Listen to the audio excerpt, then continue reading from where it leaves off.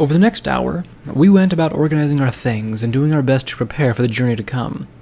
I was busy scarfing down my second bowl of the stew Brass had cooked the previous day. Say what you will about ponies eating meat. The stuff was damn tasty. Isaac had wanted something to do to help out in the garage, so I gave him the task of figuring out just how much of what weaponry we had managed to acquire from the farm. He was busily jumping from crate to crate by the Marauder, going through the impressive collection. Dr. Fitz was over at Skyline's bed in the corner, doing what he could for Ripcord. My old friend had apparently given the remnants of the pool enough hell that even Carlotta was impressed. Shortly after she drug him back here, he collapsed, having to be put into an induced coma until he became stable enough to work on. I'm not worried, though. He's a tough son of a bitch. I know he'll pull through. Brass came up to me with cautiously enthusiastic look as I licked the inside of my bowl clean. I knew that particular look of his well, and I was dreading the dumb question he was about to ask. So, Isaac found a couple of boxes that had miniguns in them. He shuffled his hoof on the floor as he spoke. And I was wondering... Carlotta poked her head out of the bathroom as Sky turned on the shower. You already have one. Why would you want two? Well, I'm no good with that long-range anti-machine rifle. He looked down at the sadness. I can at least hit things with the minigun. On average, you should get just as many hits with the minigun as misses. Carlotta squawked out before Sky pushed her out of the doorframe. Remember, Backlash. Miniguns are expensive. We could get a good pile of caps for one in such good condition, she said as she shut the door, not even giving me a chance to respond. I looked down at Brass as he gave me his best pleading face. How was I supposed to say no to him? He's helped me out more than any sane pony would have at this point, and he's earned it. Oh, all right. I waved my hoof at him. Go on. Happy Hearthwarming Eve or something. But Hearthwarming Eve isn't for 3 months, he said as he rubbed his chin, growing wide-eyed as he realized the implications of correcting me. Oh, is it? I spouted sarcastically. Well then, looks like you'll just have to wait until then to get your new gun. I gave him a sly smile, watching as he gasped and took off into the garage, nearly smashing into Isaac as he was walking up. I have inventoried your arms cache, he spoke with a proud smile. Wow, even with his gift, I expected him to take at least another hour on it. It would have taken Sky and I all day to figure it out, not to mention pricing everything would take even longer. I bit down on my bowl and walked over to the sink, spitting it into the basin. So, what have I got? 68 standard pattern IF-16 assault rifles, 32 IF-45 AL model pistols, 6 Avenger pattern miniguns, and 3 MOM custom variant AD-4 rocket launchers. I was startled as Longbow dropped her coffee cup onto the floor, the ceramic mug shattering as she stood slack-jawed. Isaac continued without missing a beat. 7,500 rounds of 223 standard, 2,500 rounds of 223 hollow point, 500 rounds of 223 armor piercing, 6,000 rounds of 45 full metal jacket, 17,000 rounds of 5mm standard, 6,000 rounds of 5mm armored piercing, and 31 custom MOM 84mm pink rockets, 62 standard issue fragmentation grenades, 16 anti-tank mines, and 28 standard issue combat knives. That's an entire platoon's worth of weaponry. Longbow finally managed to blare out. Where the hell did you find so much stuff? My brain tried to catch up, pounding against the dampening of the Med-X as it tried to tell me to stop thinking and rest. I barely stopped myself from jumping up like a fool who just earned his cutie mark as I remembered the next step needing to be done.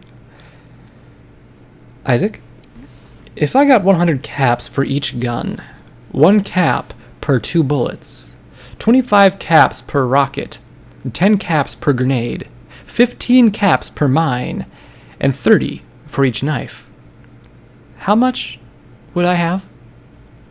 Isaac frowned for a moment and drifted his gaze to the ceiling. That would be 33,125 caps total. I sat on the floor hard, rubbing my forehooves together with a wide grin. Oh, Strawberry Sherbet has no idea what she's gotten herself into. I laughed to myself before I heard Longbow clear her throat. You can't be serious. You'd bankrupt the base, she protested and glared at me. Besides, the deal was for anything you found inside the facility. I rolled my eyes and smirked at her. Look, it's either I sell these to her, or I sell them to any pony else willing to buy. Any pony else would be willing to pay at least twice as much as what she's agreed to pay. Would you rather trust them with it? That's exactly the point. She stomped her hoof lightly and pouted. If you truly believed it'd be safer with the Rangers, you'd at least lower the price. She blushed and batted her eyelashes at me. Even just a little bit? I knew that I was already giving Strawberry Sherbet an extremely good deal at this price, and that Longbow was probably just looking out for her home. But I can't just lower the price because she asked me to. I glanced at her as she pouted inside. There's only so much that a stallion can do when a mare as amazing as her asks. Only for you, Longbow. I guess I could go down to 25,000 for the whole lot. She gasped and leapt over to me, planting a kiss on my lips that I so desperately wanted to feel. Damned Med-X. You did your job and ruined my attempt to enjoy any sort of love life at that time. Oh, thank you, she said with a smile as she looked into my eyes. Well, the original estimate was for everything, but it seems as I've given one of the miniguns to Brass, and we'll be taking a few other things with us, we need to stock up on ammo, and everything probably isn't in perfect condition. It puts us near there anyway, I said, reassuring myself. Longbow huffed and glared at me again, obviously annoyed. So she's not really getting a lower price, just less stuff. Well, geez, when you put it that way, I rubbed the back of my head with my hoof. Yes? I cringed as I said it. Quick backlash. Run! Get out of there! I think I'm gonna go fix up the sky car for a bit. We'll talk more later? Just remember, it's a long ride to Philadelphia. She leaned in with a frown. A very long ride. I got up and walked to the stairs leading to the roof. Great. I can't wait, I said nervously as I climbed up and out, shutting the makeshift door behind me. I spun around to get to work, stopping just as I bumped my muzzle into a Spritebot. Watcher? The bot bobbed silently before emitting a low, chirping noise. My Pippo responded with its own set of low tones. I lifted the pink device up, viewing a small window popped up on it. Hello again, Chief Backlash. Pink here. It's good to see you again. Wait, Pink? I went wide-eyed and watched as the bot slowly tilted up and down. Are you the one taking over Watcher's Spritebot network? Another set of chirps and tones came out, followed by another message on the Pip-Buck. To be fair, the Spritebots are MOM property, and he is taking them over. Should I lock codename Watcher out of the system? What? No, don't do that. He's not hurting anybody by doing it. At least, I don't think he is. Is he? No. How could he? I said, with a wave of my hoof. Besides, don't you need 42's authorization, seeing as she's currently the head of the ministry? I waited and watched for more chirps, gave way to another message. Upon destroying the terminal, 42 violated Article 61-R, subsection D2, paragraph 16. This offense relinquished her command title to the next available employee, which is you, silly Billy. I see. I rubbed my hoof on my chin. So, why are you out here on my roof? The Spritebot sent out a long line of chirps, beeps, and low tones and pops over its speaker. I looked down at my Pip-Buck to see a small new window pop open. Authorize Pink transfer. Yes, no.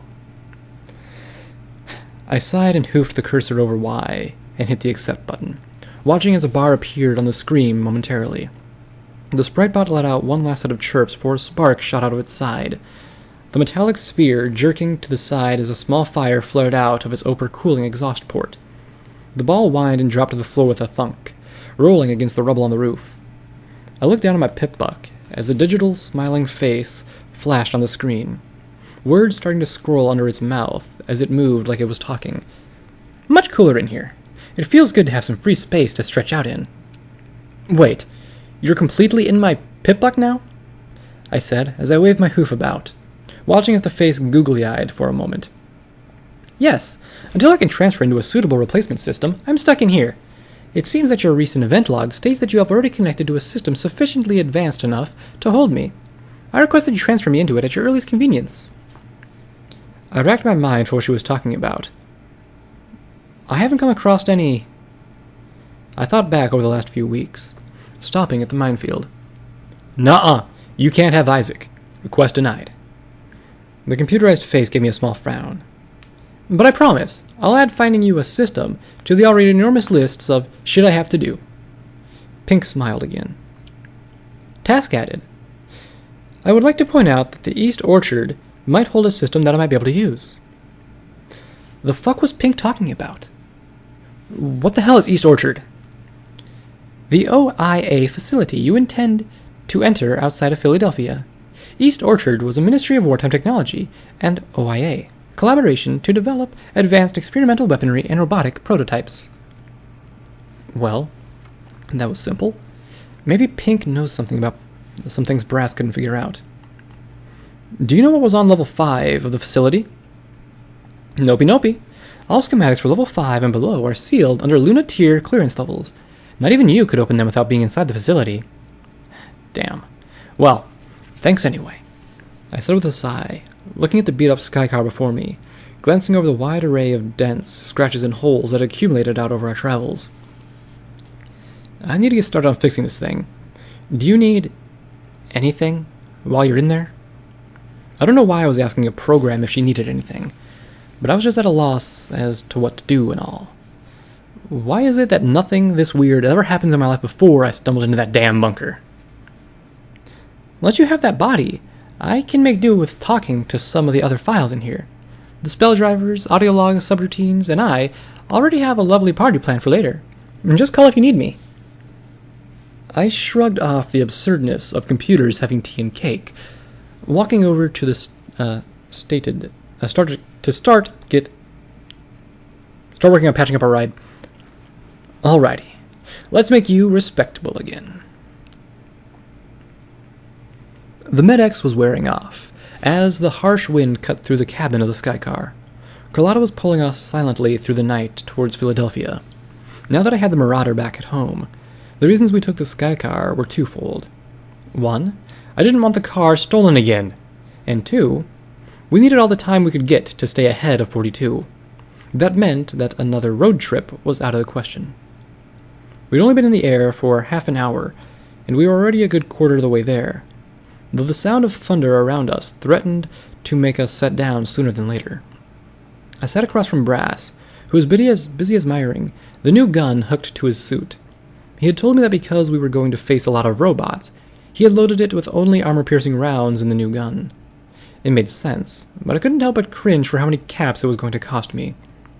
Longbow sat next to me and looked over the anti-material rifle Brass had given up, choosing to swap out her left sniper rifle for it. So, I said quickly to either of them, "Do you guys get to choose?" They both looked up at me with confusion written all over their faces.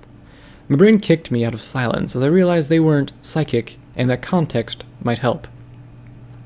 "Do you get to choose what guns are on your sides of the suit? Or do you just get whatever the last owner had?"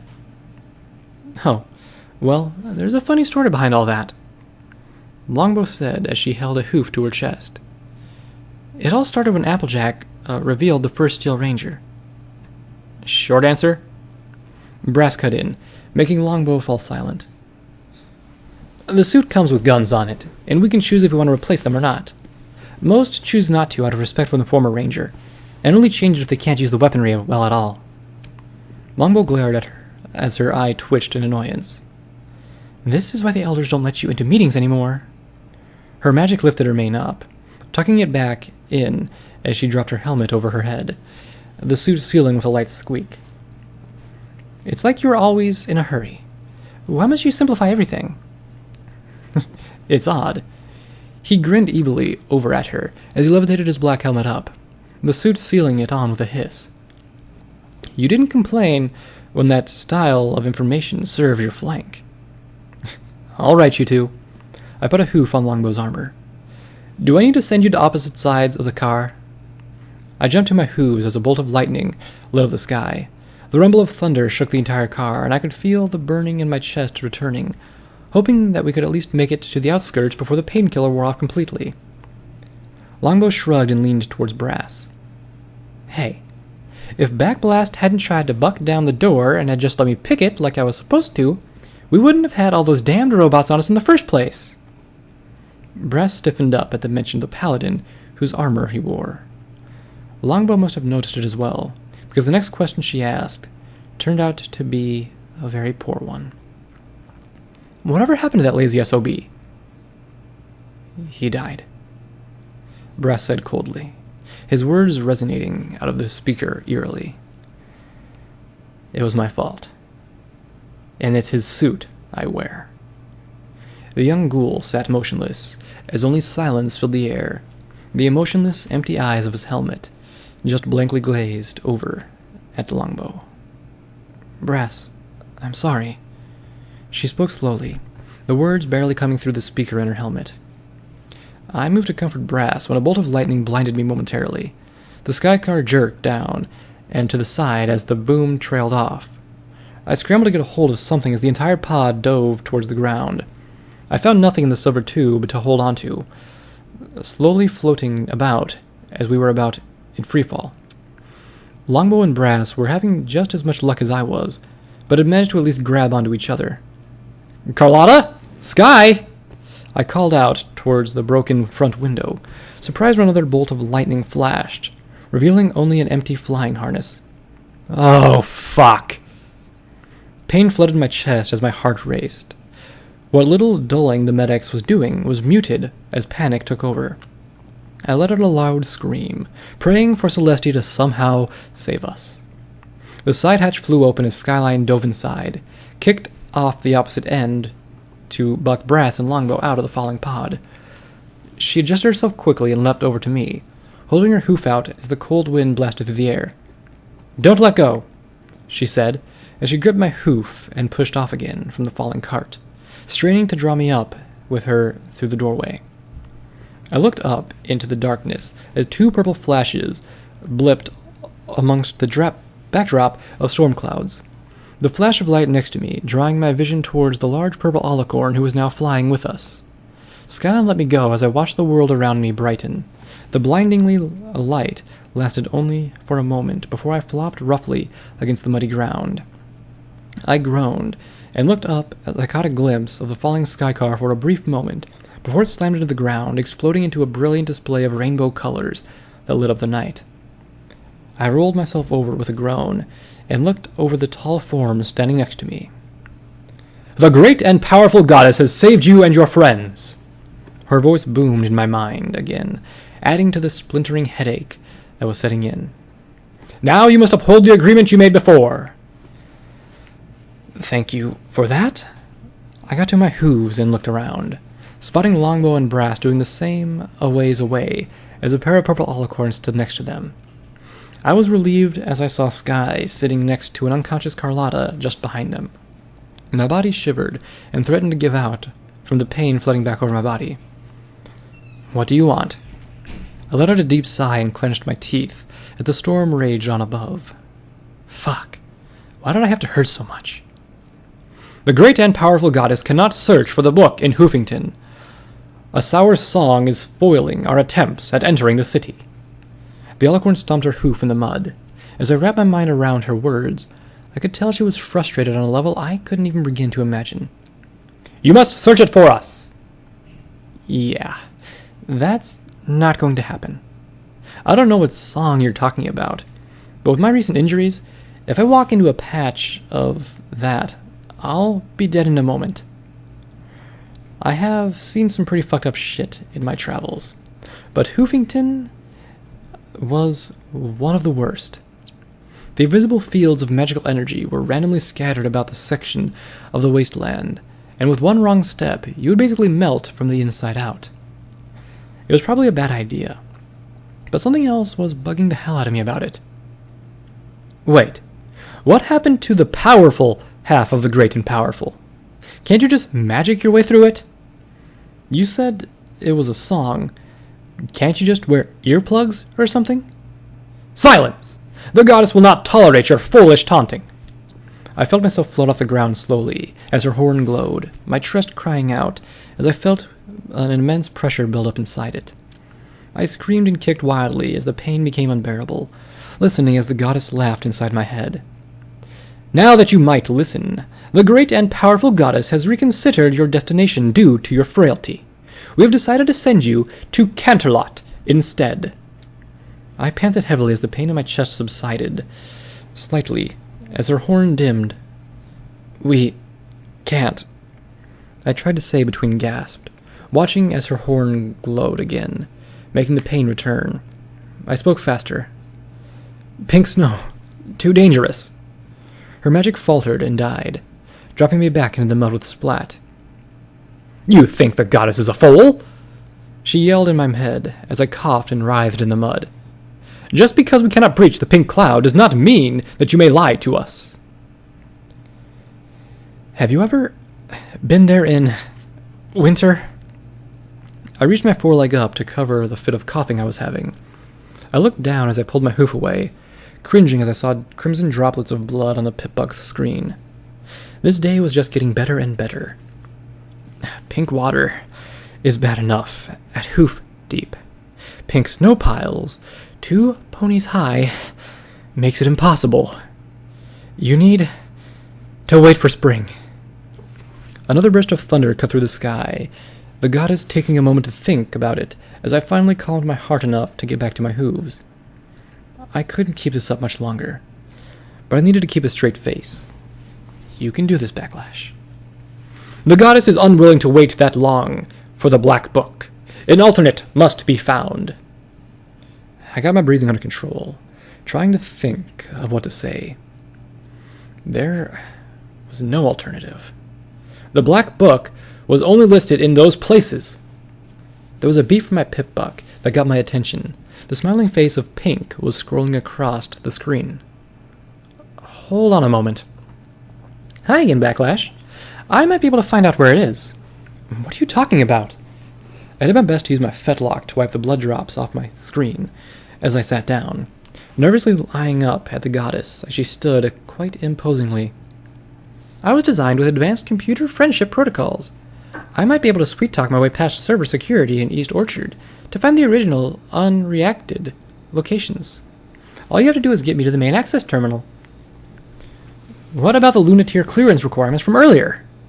I nearly shouted at my foreleg. I glanced up to the purple alicorn. Her expression was one of suspicious curiosity. The goddess demands to know who you are speaking with.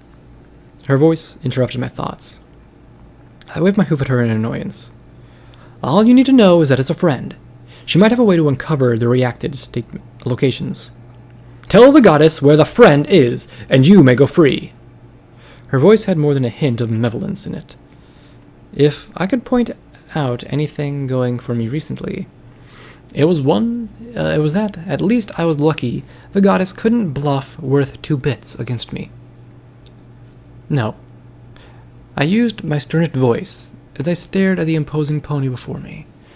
The thunder cracked again as the string of lightning lit up the sky. The goddess growled her disapproval in my mind as she levitated me off the ground again. Really? Are you really going to try this? Silence, fool! Do not pretend to know the plans of the great and powerful goddess! Her voice was hesitant, meaning that if I played my cards right, I could use her to help us. If you hurt me, I could die, and you'll never get the book. I smiled as she held me. You don't threaten ponies very often, do you? The alicorn smiled and shifted her yellow, slit eyes black towards brass. The alicorn next to him levitated him up, slowly, as he flailed his hooves.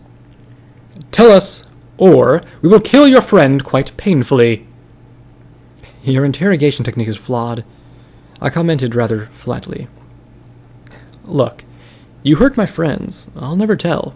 Then you'd have to hurt me. I might die. And you'll never get the book. I stared at the large monster straight in her burning yellow eyes. You have only one option. You must come with us to the facility. I knew she would just kill us if we found the other locations. Hell, she might even kill us if we didn't get them. This at least gave me time to think up another plan. You wish us to... The Alicorn stiffened up in shock, shaking off the surprise for a moment. Then the great and powerful goddess shall accompany you! She gave off the slightest smirk. What say you to that? Sounds more than fine to me, I said as I hung in her levitation. Just one thing. Seeing as our only mode of transportation is exploded, your teleportation is the only thing to get us there quickly. You want the book? Then you need to get my friends and I to the Philadelphia outskirts.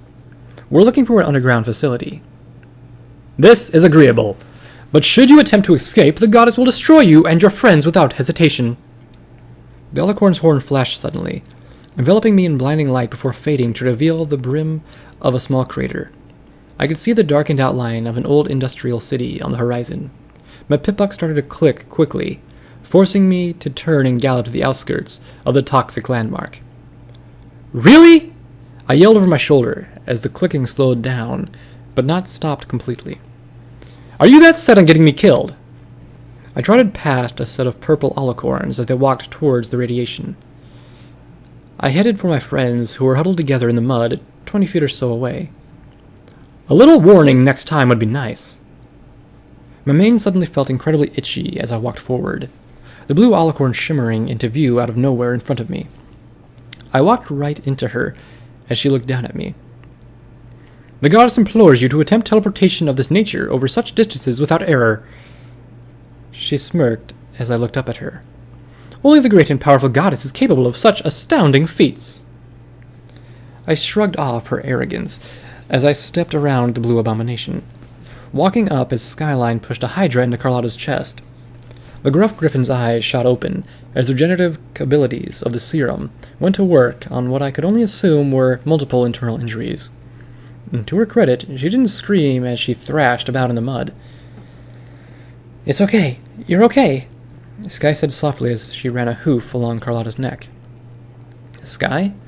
What happened up there? I winced as the pain in my body flared, my heart straining to keep me standing now that the adrenaline was wearing off. Ugh. Lightning, Carlotta said as she lightly pushed back, getting up slowly. I told you that not much could take me down, but no one is tougher than the power of a thunderstorm. She canted her head as she winced. And the real question is, are you all right? You don't look so good. I'm fine. I just need another Med-X is all. I waved my hoof in dismissal, my pip-buck chirping to my attention. I looked down and read as my vision blurred slightly, and the pain flared again. The medical spell routines dictate that your internal organs are in various stages of shutdown. Should I scold them for giving false readings? No, it's fine. I know I have taint poisoning. I frowned down at the smiling face on the pink device. Backlash? Sky said as she pushed my hoof down. Who are you talking to? The goddess grows tired of waiting. You will now enter the facility. I was really getting tired of her yelling in my head. My chest felt like it was exploding as my temper flared again. Does the great and powerful goddess know where the facility is? Because if you don't, then please, shut up. I turned as I walked back towards the crater, my eyes drifting up to the blue alicorn's impatient gaze. I am so sick and tired of your fucking... I glanced down at the center of the crater, stopping in my tracks as I realized it wasn't so much a crater as it was an inclined surface of a collapsed underground structure. A 4-foot wide hole sat in the middle, where the purple alicorns were soaking up at the radiation. Why didn't I notice it before? I screamed as I felt the goddess's magic envelop me and twist at my insides as she lifted me off the ground. You are lucky the goddess is in a forgiving mood, insolent fool! She tilted her head forward and flung me down into the irradiated depression. I dug my hooves into the muddy soil that coated the top of the concrete base underneath me, sliding to a halt as I hung over a jagged hole into the dark interior. The incessant clacking of my pip-buck was warning me that the facility was flooded with ultra-high levels of radiation. Backlash! I heard Longbow yell as she came galloping towards me over the rim. The mud gave way under her hooves, and I slid back. Today just wasn't my day. I reached for her as I fell, a bright red hoof hooking around mine tightly as Skyline caught me, straining to hold me just long enough for Longbow to hook her armored hoof around my vest. They dragged me back up and away from the hole as the blue alicorn faded from the edge of the pit without another word. My mane was still going crazy as my mind quickly linked the two events together. I knew the goddess was still there, just watching silently as Sky forced a packet of Rataway into my muzzle. Longbow, Brass mentioned you had been here before. Was the radiation this bad last time? I know you don't trust them, but... She turned and dug through her saddlebags as Carlotta and Brass walked up next to her. Yes, but our suits were designed to shield us from most of it. However, without one, it's going to be pretty bad in there for the first 3 levels. She trod over the edge as her horn glared faintly. A steel cable snaked its way over the edge. I know you don't trust them, but we need one of the alicorns to lower us down one by one. Sky bit her lip as she hoofed out a bottle of Radsafe. Her expression was one of great concern as she looked inside of it. We have a small problem. There's only 4 doses between the 3 of us who need it.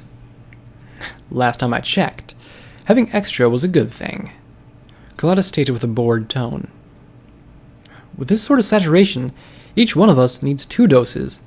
I'm not even sure if it will help if the radiation gets much worse than it already is. She held 4 tablets to me in her hoof. She would have known I would object, because she waited until I went to speak before forcing her hoof to my muzzle. I reflexively swallowed and coughed hard as Carlotta sat back on her haunches, her talons outstretched. I know you want me to take them. I'd rather not force you force them down my throat, she said, grabbing the remaining pills tightly. Sky looked up at me with a smile. See, Carlotta didn't need... The meaty thump of Carlotta's talons shocked me as Sky was hit hard in the waist. She gasped from the strike, allowing Carlotta to toss the pills into her mouth, clamping her muzzle shut until Sky swallowed. Sorry, hon. I'm a lot tougher than you. I can take it, she said calmly, a note of relief in her voice before stepping forward and dropping into the hole. A purple flash announced the arrival of our alicorn ride, the steel cable coiling up as the goddess wrapped it around herself. Longbow wrapped the other end around me snugly, pulling the cable taut a few times before nodding to me.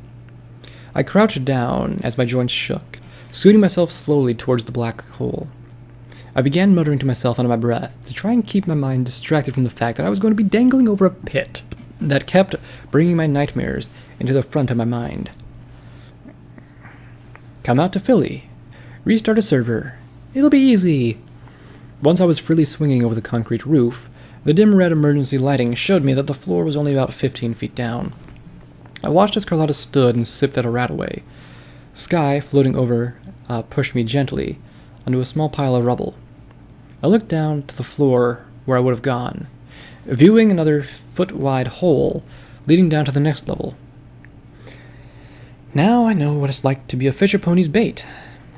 Sky chuckled lightly at my poor attempt at humor, as I wondered what we had in store for us. I activated my Pip-Buck's light function and turned down the volume of the speaker, noting that if the others other than us, it was dead silent. I reached back to remove the cable, casting light around the ruined remains of what was once a small room. The walls had crumpled away, opening my view to what looked like a mess hall in one direction and an operations center in the other. The other 2 sides of the room opened us into hallways that looked to contain dorms. I made the mistake of hopping down the rubble, my legs giving out under me as my whole body was racked with pain. I whined and panted on the floor as Skye swooped down, digging through her saddlebags again. I know you lied about Dr. Fitz allowing you to come. She hoofed out a medic's syringe and bit down on it, slamming it into my neck as I tried my best not to squirm. The painkiller worked quickly as she pushed it in, a numb warmness, allowing me to think clearly again. Backlash, I know I can't stop you, but you need to give your body a break. I let out a sigh and let my strength return, pulling myself to my hooves slowly. I know, but every time I try, I can't help but think that 42 is still out there searching. If I stop now, I don't know if I'll ever have the strength to get back up again. She frowned slightly. Her eyes were filled with sorrow. Dr. Fitz had told her how bad I really was, and her look told me that it was a lot worse than thought. I forced my best smile and looked over at Brass as he was slowly lowered in. It's fine. Let's just focus on the job for now. Maybe keep an eye out for an infirmary. I walked slowly towards one of the dorm hallways as her frown widened. Or maybe a light switch. This dark is really going to hamper our search. I turned the corner and looked down the wide corridor, noting a small trail of dried blood leading to one of the rooms at the end of the hallway. You and Carlotta should check the other hallway for anything useful. I trotted down the line of blood curiously, keeping an eye on my EFS as I looked up. The hallway walls were mottled slabs of dirty brown, an assortment of faded and cracked posters hanging from the walls.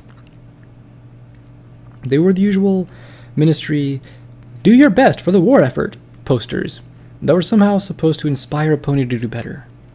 I looked at the large set of sliding doors that led into the dorm at the end of the hall. A set of bloody hoof prints were stamped across it. I reached out to touch it, interrupted by the heavy footsteps of power armor behind me. Need some help with that? Backlash? Russ's speaker boomed as he trotted over. There should be a maintenance closet inside here where the main power junction for the level is. If we can flip it on, we might be able to get some lights and doors on. Yeah, but how do we get these open? I sat and crossed my hooves.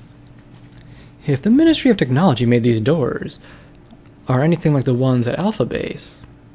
He tweaked his helmeted head around oddly, before there was a soft clank behind the door. There. It might be a bit stiff from not being maintained since the war, but try it now. I leaned forward and wedged my hoof in between the doors, finding the right side gave way under my force, sliding back with a loud screech. I grunted and put my weight into it, sliding the heavy slab back into the wall, glancing at Brass as it wouldn't go any further. How did you do that? I asked, panting softly. There's an emergency release lever near the hydraulic pistons, he said joyfully. Just a little tug and any pony can slide it open.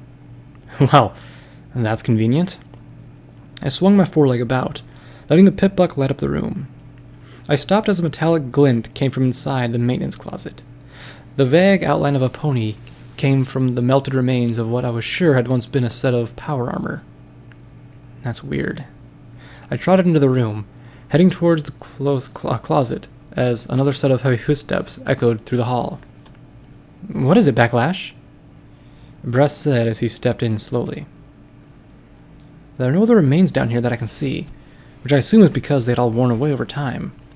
But these don't look more than a couple years old, I said as I leaned down and looked over the light yellow hide of a stallion. His wispy white mane wavered beneath my breath. And that's because he only died 1.5 years ago. Longbow's voice came from the doorway. Star Paladin Lemon opted to stay behind in order to give us time to escape. I went and waited for him at the rendezvous point for days, but I gave up hope after a week had passed. There was more than just great sorrow in her words. She respected this pony. The emotions she felt were normally reserved for close family members or lovers. She came in slowly, kneeling down next to me as I could hear her soft crying through her helmet. I know she couldn't feel it, but I put my hoof around her shoulder, trying to comfort her.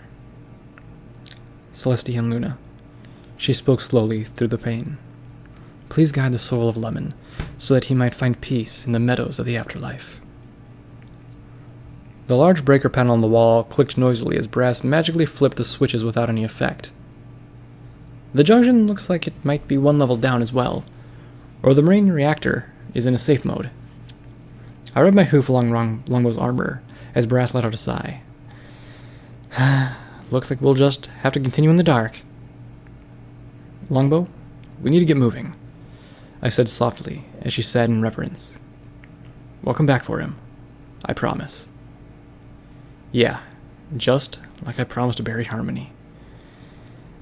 How can I keep making these promises, knowing full well I won't be able to keep them? She gave a small nod as she stood up, following Brass as he headed out to the hallway. As I turned to follow, a small glint inside Lemon's suit caught my eye. I looked closer to see that in his suit was a repair talisman and I was still intact. Sorry, but she needs it more than you do. I reached my hoof next to his ribcage and yanked the talisman free, sliding his body off a dirty audio log and a small rectangular yellow piece of plastic. I picked them both up and slid them into my bags, noticing lines of text appear in my EFS. Audio log added. Lemon Confessions. Yellow access card obtained. We need to get moving, Backlash! Sky's voice resonated down the hallway. I slipped through the busted door and trotted back towards the center, watching as a single red bar blipped in front of me. I stopped and watched as the bar slowly traveled along the compass before popping off it, disappearing again. Well, at least I know something is down here with us. I'll have to keep a lookout. I turned the corner to see our blue alicorn stalker had reappeared. She had the cable wrapped around herself, snaking it around my body with her magic. All right, let's get this over with. I sighed as she levitated me over the hole to the next floor, slowly dropping me in. I looked around under me as the emergency lighting in my pip-buck gave me a good view of the second floor. Noticing that the floor had buckled and dipped inward, the air here felt hotter than above. Sky, the radiation down here must be a whole lot worse. How's our Radaway supply? Not good. Claudia's been drinking non-stop, and I only have 2 more. If you're alright with it, I'm going to do a quick fly-through and look for an infirmary on this level. Her voice came through the darkness with a slight echo. No, we aren't alone down here. I felt uneasy as my hooves touched down on the cracked surface, hoping that it didn't buckle from my weight. I'll look around on my own. You and the others stay up there. I reached back to pull the cable off, feeling as it tightened around me slightly. Are you that paranoid? How would I run away, goddess? Where do you suppose I would go? The cable stayed taut as I stood there for a few moments, letting out a deep sigh. Fine. I'll just stay here and see if I can absorb more radiation than you can. I looked down at my pip-buck, noting that the radiation gauge was in the upper yellow end. I'll give you a hint. I can't. Let me go. We don't have time for this. The cable unwound around me before slowly snaking its way back up below, the goddess accepting my logic for now. I let the gears turn in my head slowly, trying to think about how I was going to deal with her. Considering the defenses down here almost took out an entire squad of armored paladins, there might be something big enough to take her down. Then again, if I could take her down, the rest of us stood no chance of succeeding. Just have to focus on the task at hoof, I guess. Now, infirmary. I looked around as I stood at the meeting point of the 3 hallways. Light from my pip-buck was swinging around as it brightened the pink reflective tape that outlined a small yellow sign with a butterfly on it. An arrow pointed to a door at the end of the hallway meant that I needed to head there first. Well, that was easy. I took a step forward, freezing as the low red bar appeared in the room I was heading towards. I trotted as quietly as I could down the hallway, noticing that the steel doors had been propped open by an old locker. The rusty metal look of it could give out any moment. I carefully walked up next to it, poking my head around the corner to see if I could catch a glimpse of the hostile in the room. My eyes centered on the tube of a missile launcher pointed directly at my face, the rusty form of a sentinel standing on its wheels, while I peered up at it in fear. I locked up, unable to run like I probably should have, only able to pray that my end came quickly and painlessly. There was nothing. No bang, no flash, no earth-shattering kaboom. The sentinel just sat there motionlessly as I stared at it, suddenly realizing that it was rusted solid. The red bar in my vision moved left as a rad roach skittered away into the ventilation system and disappeared. Ugh, fucking scared me half to death. I smiled softly to myself. What did? Sky's voice came from nowhere, behind me. I won't lie, I screamed like a little filly and took off like a bat out of hell. I don't really know what my plan was past running, but whatever it was, it failed and I galloped across the cracked floor. A loud cracking came from it as I ran towards the hallway across from it. The weak floor gave way and created a hole to the third level, while at the same time catching the back left hoof to trip me. My face slammed into the solid ground as I slid a few feet and flopped over. For Luna's sake! Don't do that! I growled out as I rolled back onto my hooves and rubbed my nose softly. I looked down to see that it was bleeding, feeling as the crimson liquid felt hot on my skin, feeling its warmth even with the Med-X dulling everything. We needed to hurry. Even with RadSafe, this probably wasn't the healthiest place for us to be. There are a couple medkits in here, she shouted as she went inside. A couple health potions, a couple packets of Radaway. Aha! RadSafe! She zipped through the doorway and banked up through the hole. I dusted myself off to readjust my flak vest as I looked at the doorway next to me. A small green light flickered dimly through it, drawing me towards it. With Collada's radiation problem fixed for now, I didn't need to feel guilty about sating my curiosity. Even though I had just stated the need to keep going, curiosity can be a hell of a motivator. I strained myself to open the doors, groaning as I wiggled myself into the small room. Several banks of dead computers lined the walls. One of the lower monitors of the furthest set was still functioning. I swung my pip-buck around to see the rest of the room contained several drafting tables, a few of them sets of blueprints still on them. I looked them over as I headed towards the working terminal, seeing there were the mostly unintelligible technobabble that went way over my head. But there were a few that caught my eye. The first was an odd battle saddle weapon with the project title of Shredder. It was a set of schematics for a party cannon-sized tube that contained 10 separate shotgun barrels. Listed as its concept was Anti-Zebra Horde Weapon. It had a note tasked on it that listed the project was having moved onto the prototype stage. The more I looked over the design, the more I really wanted that gun. The party cannon wasn't going to last forever, and something like that could really be useful. Unfortunately, it didn't list where the prototype was being built at, dashing my hopes as to ever getting my hoofs on it. The second schematic was a new type of energy weapon, labeled Spark Cannon. I couldn't understand it really, but I supposed it channeled all the energy from the spark battery and discharged it with an incredibly destructive single beam. Another note was stapled over it, dictating that the device was too unstable in its current configuration and was headed back to R&D. The last schematic was too good to be true, showing me a module that could be bolted onto any auto dock to upgrade it, allowing it to wipe away any arcanoflux poisoning. To those ponies not from the Hoofington area, flux and taint are more or less the same thing, so I had every hope that it would work on it as well. I flipped through the numerous pages stapled to the design, reading that there were more and more requests to develop the device and numerous inquiries on how it worked, stopping only to fully read the last note. It was a memo stating that the device was an April Fool's Day joke, that spells required to purge flux poisoning were decades from being developed, and that they were surprised at how many ponies felt for it. How could some pony think that flux poisoning was a joke? Taint and flux were two of the most persistent and troublesome substances in the wasteland. I growled and went to rip the schematic in half, stopping to look at it for a moment. I sighed and put the 3 schematics in my saddlebags before heading over to the terminal. Fantastic. It looks like the doc was right. Well, no time to feel sad for myself. Given enough time, 42 is going to find that mirror pond, and when she does, I want to be waiting there to kill her. I grumbled as I found myself the rectangular keycards like the yellow one, only this one was red. I hooked it into my saddlebags, and I watched the notification come up on my EFS like last time. I shrugged and hit the return key to bring up the command prompt, listening as there was a small click under the keyboard. I leaned down and looked under the tray of the computer to see a pulse grenade go off next to my face with a loud bang. I blinked as the flash of it lingered in my vision, stumbling over to the floor with a thud. Okay. Reminder to self. Inspect things before touching them. I rubbed my eyes with my hooves, happy to see the dimly lit room return to its normal light values. I stared at the section of the wall.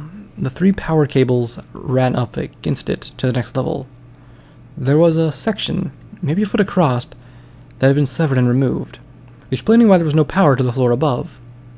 I got up and trotted over to it, looking over it slowly. If I had the time, I could probably fix it. But as the heavy footsteps approached, the power armor reminded me that we needed to get going. I rolled my eyes as Brass easily slid the doors open, allowing me to slip out. Come on. Longbows to the next level is only mildly radiated saturated, he said as he trotted along next to me. Find anything neat in there? The power cables had been cut. Other than that, just a bunch of random schematics for things that most likely will remain a mystery forever, I said with a frown.